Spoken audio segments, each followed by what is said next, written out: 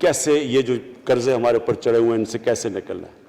اس سے صرف ایک ہی طریقہ نکلنے کا کہ ہم اپنے ملک میں دولت کے اندر اضافہ کریں, ویلتھ کریشن کریں. اس کے لیے ہم کیا کرنے جا رہے ہیں؟ اس کے لیے ہم نے میگا پروجیکٹس بنائے ہوئے ہیں.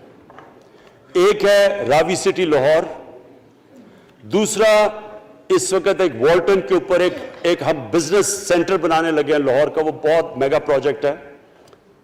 اور پھر تیسرا جو ہے ایک جزیرہ بنڈل آئلینڈ کراچی سے تھوڑے 1-2 کلومیٹر کے فاصلے پہ.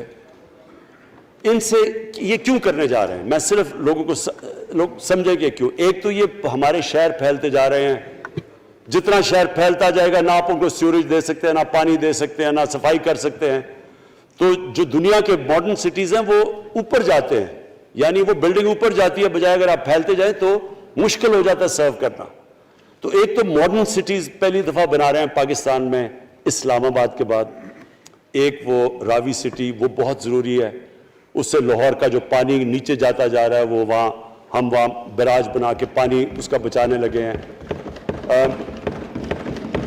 اور دوسرا ماحولیات کے لیے وہاں ہم بہت بڑے پیمانے پہ اربن فارسٹ اور درخت اگانے لگے ہیں, کیونکہ وہاں لاہور میں بہت بڑا پرابلم ہے اس کا. وہی بنڈل آئلینڈ کا بھی مقصد یہ ہے کہ وہاں سارا سیوریج جا رہا ہے کراچی کا, اس کی سیوریج کو ٹریٹ کریں اور ایک ماڈرن سٹی بنائیں, بجائے کراچی پھیلتے پھیلتے حیدرآباد پہنچ جائے. ایک پوری اوپر سٹی بنائیں جو ایک ماڈرن سٹی ہو. تو لیکن اس کا اصل مقصد یہ ہے کہ اس سے پیسہ جنریٹ ہوگا, اربوں کھربوں روپیہ ہم جنریٹ کریں گے, اور اس پیسے سے ہم پھر یہ قرضے واپس کریں گے. اور دوسری چیز, باہر سے انویسٹمنٹ آئے گی.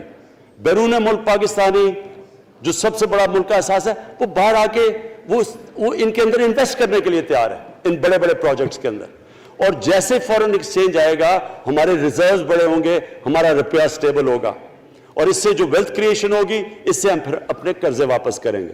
اس کے علاوہ 50 سال کے بعد 2 بڑی ڈیمز بن رہی ہیں پاکستان کی تاریخ میں. صرف 2 بڑی ڈیمز تھیں, اب یہ 2 اور بادشاہ ڈیم اور ممن ڈیم بنا رہے ہیں.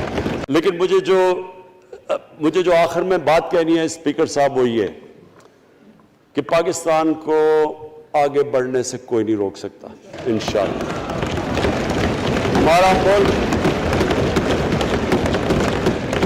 ہمارے ملک میں, کیونکہ میں شاید ہی لوگ اتنا اپنے ملک کو انہوں نے اس طرح دیکھا جیسے میں نے سارا ملک پھیرا ہوا ہوں. اللہ نے ہر قسم کی نعمت دی ہے. اس ملک میں جو پوٹینشل ہے شاید ہی کسی ملک میں ہے. اس کا جو لوکیشن ہے جیو اسٹریٹجک, وہ بھی شاید ہی کسی ملک کے پاس ہے. 12 موسم اللہ نے دیے ہوئے ہیں, یہاں اوپر سے لے کے نیچے تک کچھ بھی اگا سکتے ہیں. زرخیز زمین ہے جس کو ہم صحیح طرح استعمال نہیں کر پا رہے کیونکہ ہماری ساری پروڈکٹیوٹی بڑی کم ہے, ٹیکنیکس بڑی پرانی ہیں. چائنا کے ساتھ مل کے اس طرف بھی ہم جا رہے ہیں کہ اپنی پروڈکٹیوٹی بڑھانے کے لیے.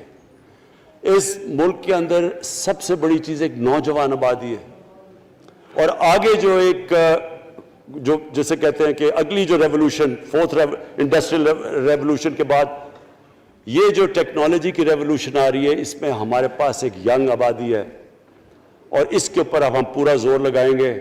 اور انشاءاللہ یہ جو ہماری آبادی ہے یہی ایک ینگ آبادی پاکستان کو اٹھا دے گی اگر ہم ان کو صحیح معنی میں ٹیکنیکل ایجوکیشن دے دیں.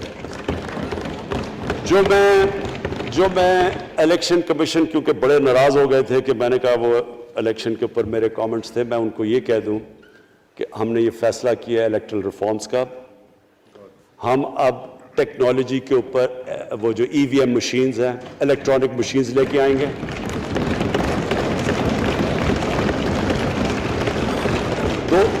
دو چیزیں کر رہے ہیں. اوورسیز پاکستانیز کے لیے آپ پورے لگے ہوئے ہیں کہ اوورسیز پاکستانیز بھی ووٹ ڈال سکیں, اور دوسری چیز الیکٹرانک مشینز لے کے آ رہے ہیں. اور کیونکہ یہ الیکٹرانک مشینز کے بغیر ہمیں الیکشنز نہیں کرنے چاہیے, نہیں تو جو ہارتا ہے وہ کہتا جی داندھی ہو گئی. ہم نے اس طرح کا سسٹم لے کے آ رہے ہیں کہ امریکہ کے اندر جب ڈونلڈ ٹرمپ نے کہا کہ الیکشن میں دھاندلی ہوئی ہے, سارے انہوں نے جب الیکشن کھولا تو ایک بھی وہ نہیں ثابت کر سکے دھاندلی ہوئی, کیونکہ الیکٹرانک مشینز تھی, ان کے پاس وہ سسٹم تھا. انشاءاللہ وہ سسٹم لے کے آ رہے ہیں تاکہ ہمیشہ کے لیے آگے سے یہ چیز ختم ہو جائے کہ جو ہارا تھا وہ ہار مانے گا, جو جیتے گا وہ جیت. جس طرح کہ انشاءاللہ ہماری حکومت کرے گی, جس طرح کہ ایز کیپٹن پاکستان دنیا کی کرکٹ کی تاریخ میں پہلی دفعہ نیوٹرل امپائرز میں لے کے آیا تھا. بہت بہت شکریہ.